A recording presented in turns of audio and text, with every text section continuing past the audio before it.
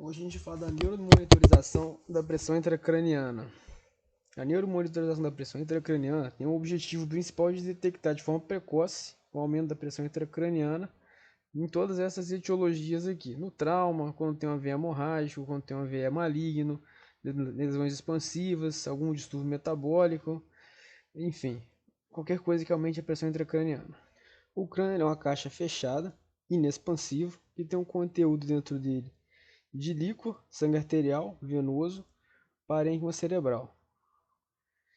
Eventualmente pode ter alguma massa que ocupa espaço e ela pode ter uma forma compensada com a diminuição do volume. Inicialmente diminui o volume de líquor, depois você tem uma perda do volume de sangue venoso. A partir do momento que você começa a ter perda do volume de sangue arterial, aí já começa a ter algum grau de lesão do parênquima cerebral. E depois tem até compressão de estrutura do parênquima cerebral, gerando as hérnias cerebrais. E o aumento da pressão intracraniana ele tem essa curva de volume e pressão, que é a doutrina de Monro-Kelly, onde a gente tem uma fase compensada, quando a massa vai crescendo aos poucos. Tem um intervalo crítico, onde a pressão intracraniana começa a subir, e tem uma fase descompensada, onde pequenos aumentos da massa vão gerar grandes aumentos da pressão. A partir de certo momento, então, pequenos aumentos de volume dentro da caixa craniana vão gerar grandes aumentos de pressão. E que tem a fórmula da pressão de perfusão cerebral, que vai ser igual a pressão arterial média menos a pressão intracraniana, que mostra quanto de sangue vai perfundir o cérebro. E a gente tem os métodos para aferir a PIC. Tem os métodos não invasivos, que utilizam regressão logística de forma indireta para chegar aos valores da PIC, utilizando, por exemplo, o eletroencefalograma, a pulsatilidade da membrana timpânica e o teste da reatividade pupilar. Outro aparelho que a gente pode usar é o Doppler transcraniano, que é o método de aferição direta, que consegue avaliar a PIC utilizando uma onda de fluxo, utilizando ali o índice de pulsatilidade. Na lógica, o que acontece é que quanto mais pulsa, né, quanto maior o índice de pulsatilidade, maior seria a PIC. Maior é a PIC, né? O Doppler transcraniano também vai avaliar a velocidade do fluxo das artérias cerebrais, baseando no efeito Doppler da física. É um exame que também permite estabelecer a velocidade do fluxo cerebral, dá também uma medida indireta do fluxo e do calibre dos vasos, podendo ser usado no AVC isquêmico para avaliar patência de vasos, estenose, presença de microêmbolos e circulação colateral. E é usado também na HSA para identificação de vasoespasmo de forma precoce. Aqui são as janelas acústicas que a gente pode fazer o Doppler transcraniano, frontal, occipital e parietal, e que a gente tem a morfologia da onda de pulso do Doppler transcraniano, onde a gente avalia a velocidade da onda de fluxo, a subida aqui vai corresponder a diástole, a subida vai corresponder a sístole e a descida vai corresponder a diástole. Conforme a PIC vai aumentando, o fluxo diastólico vai se tornando menor. A medida da onda de pulso ela pode ser utilizada para avaliar a autorregulação cerebral, e ela está alterada nas lesões cerebrais e no vasoespasmo. O que pode confundir na aferição é quando tem muita hipertensão e tem variação da PCO2. Ele pode dar uma aferição de Doppler transcraniano um pouco errada. Aqui mostra 3 ondas de Doppler transcraniano, que tem o objetivo mostrar para a gente que o fluxo ele vai se alterar se o paciente estiver em repouso, se ele estiver hiperventilando ou se ele estiver em apneia. Em repouso, aqui nessa primeira figura, vai ter uma velocidade de fluxo de 60 cm por segundo. Quando ele hiperventila, a velocidade diminui, vai para 40 cm por segundo, porque diminui a PCO2. E quando ele entra em apneia, a PCO2 aumenta, e com isso a velocidade de fluxo aumenta também. E aqui é um Doppler evidenciando aqui um vasoespasmo de um HSA. um Doppler de artéria cerebral média, antes e depois de respiração por 30 segundos, da apneia por 30 segundos, quer dizer. Na HSA, você vai ter um aumento muito grande do fluxo cerebral, que seria esse daí. Ele sai de 5 cm por segundo para 175 cm por segundo, que demonstra que a autorregulação cerebral está muito prejudicada. O paciente controle abaixo, essa regulação cerebral é bem mais controlada, ela sai de 30 para 80 quando o paciente entra em apneia.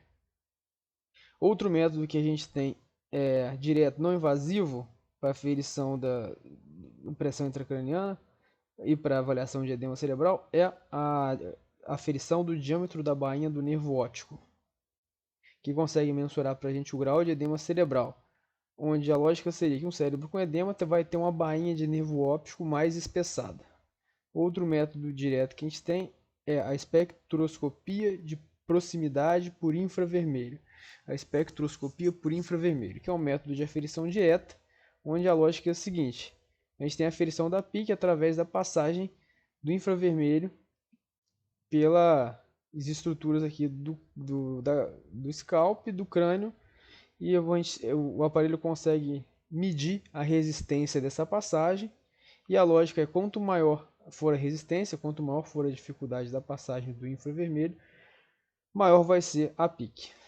E aqui a gente tem o método padrão ouro para aferição da PIC, que são um método invasivo, que é botar um transdutor de sinal dentro do crânio mesmo. Bom, os métodos que a gente tem para aferir de tecnologia, a gente tem a fibra ótica, né? O sensor de fibra ótica, que é um sensor que tem a vantagem de não precisar zerar ele. Tem o strain gauge, que é uma resistência, que também é usado para aferir, que esse aqui tem que zerar. E tem o método pneumático, que quase não é usado mais. Bom, a gente pode colocar o transdutor na localização intraparenquimatosa, na localização subdural e intraventricular. São as 3 localizações mais comuns.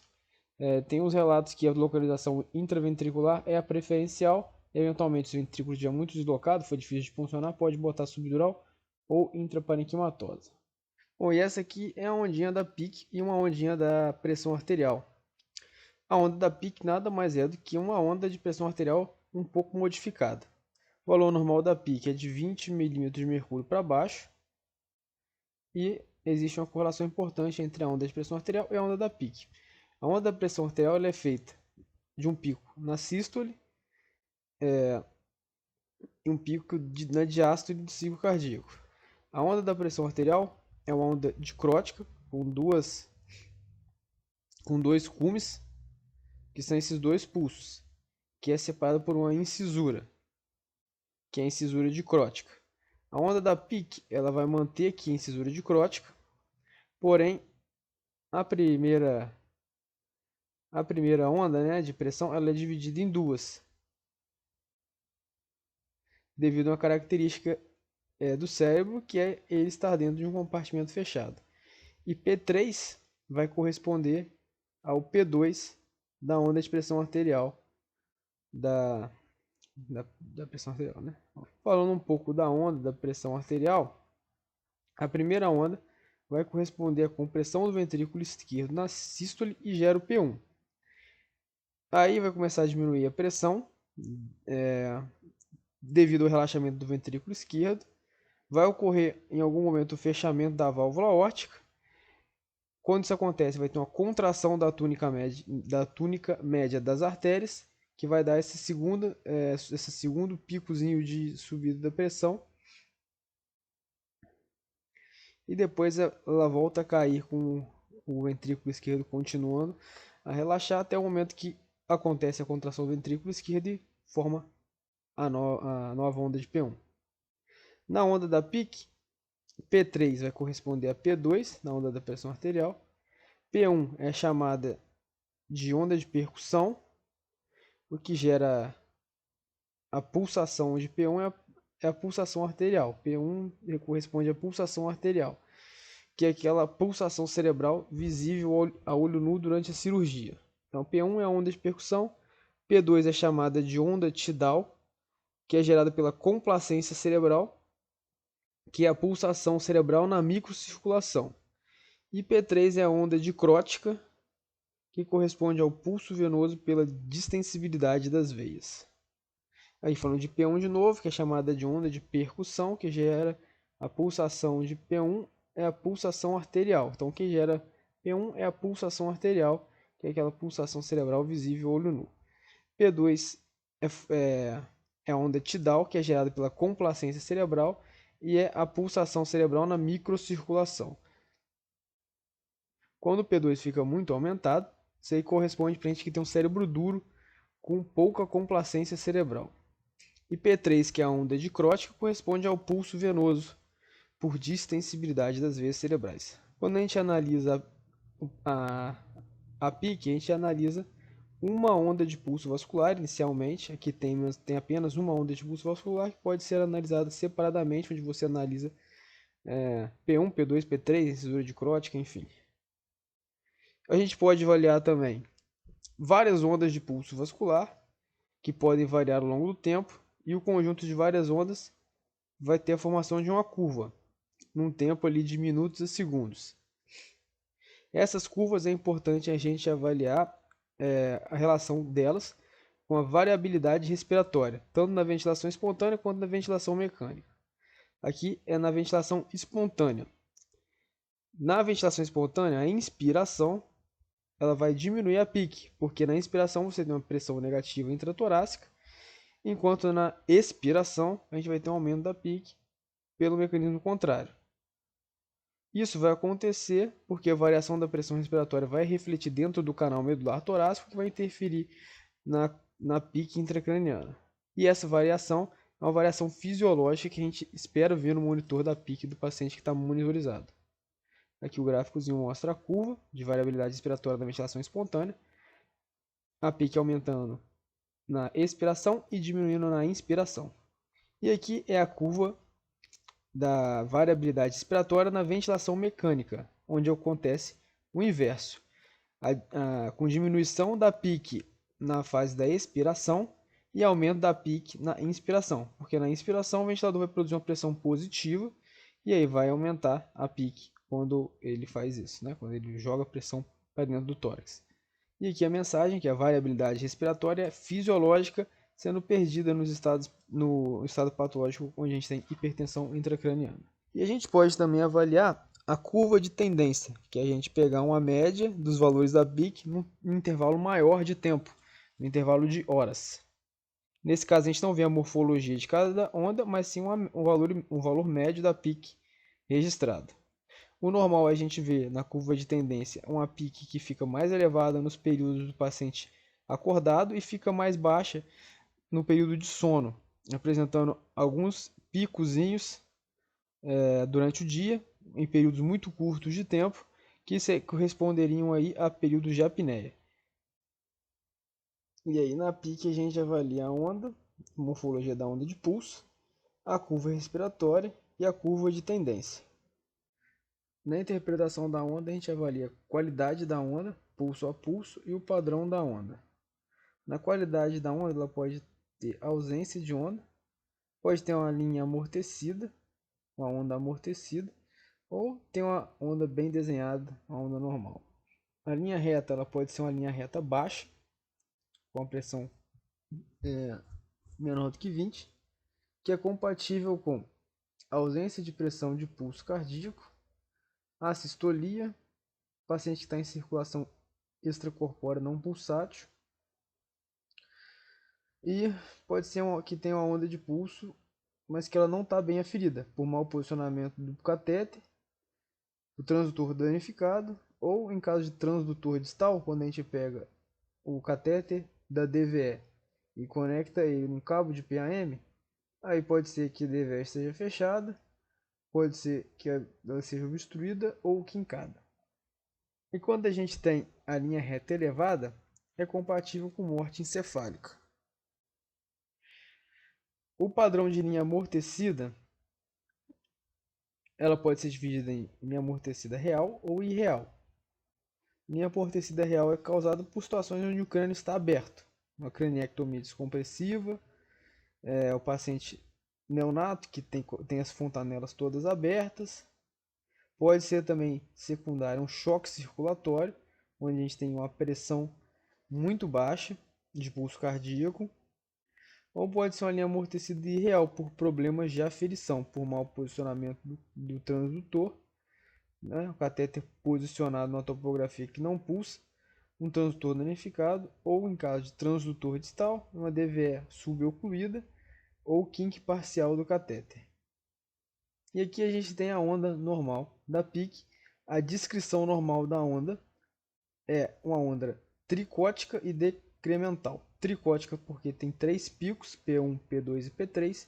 E decremental porque P1 é maior que P2 e P2 é maior que P3. E a gente tem aqui o N, que é a incisura dicrótica, que é a mesma lá da onda da pressão arterial. E aí a gente analisa alguns padrões de onda de pulso. O primeiro que a gente vê é uma elevação isolada de P1. Na elevação isolada de P1, a primeira coisa que a gente tem que fazer é olhar a pressão arterial sistólica. Geralmente, P1 corresponde muito com a pressão arterial sistólica. Quando P1 está elevado isoladamente, geralmente a pressão sistólica está bem alta. E quando a gente consegue controlar e diminuir essa pressão sistólica, P1 vai diminuir de forma bem mais importante do que P2 e P3. P2 e P3 vão se manter quase inalterados. E se a gente diminuir muito essa pressão sistólica, P1 pode até sumir e P1 e P2 podem até se fundir. E por isso a gente tem que sempre correlacionar o valor de P1 com a pressão arterial invasiva, com o valor da pressão sistólica. Aqui para exemplificar o que eu falei, aqui no cenário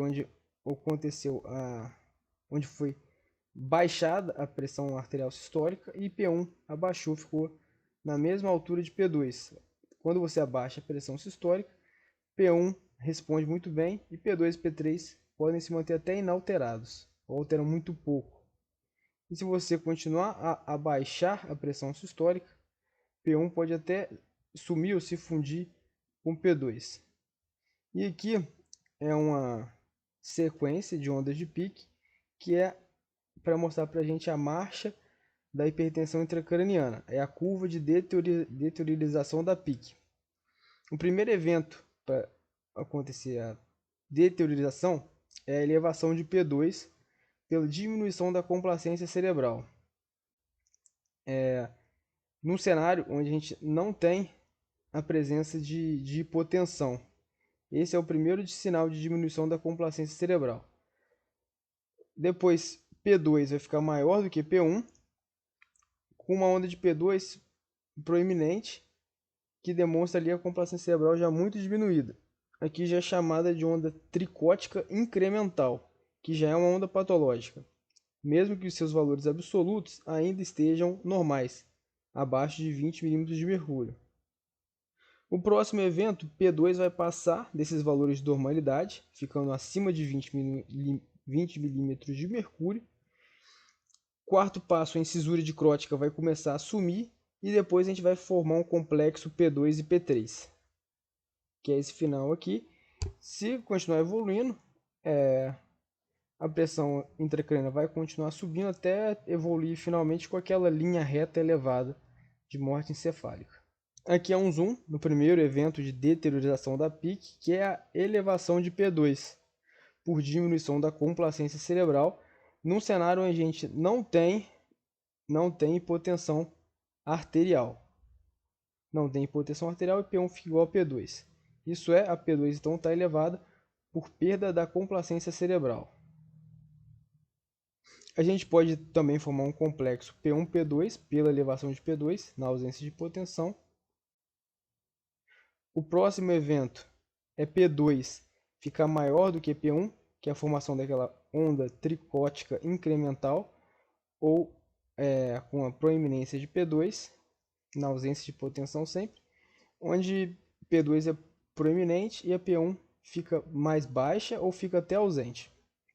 Essa onda é uma onda patológica, mesmo que, por exemplo, nesse caso, ela esteja em valores normais, abaixo de 20 milímetros de mercúrio. O próximo passo, P2 fica acima dos valores de normalidade. Aqui é a onda da PIC perdendo a incisura dicrótica, né? A incisura dicrótica vai sumindo. Com P3 também já acima do valor normal. E aqui é a perda completa da incisura dicrótica. E por fim a formação do complexo P2-P3.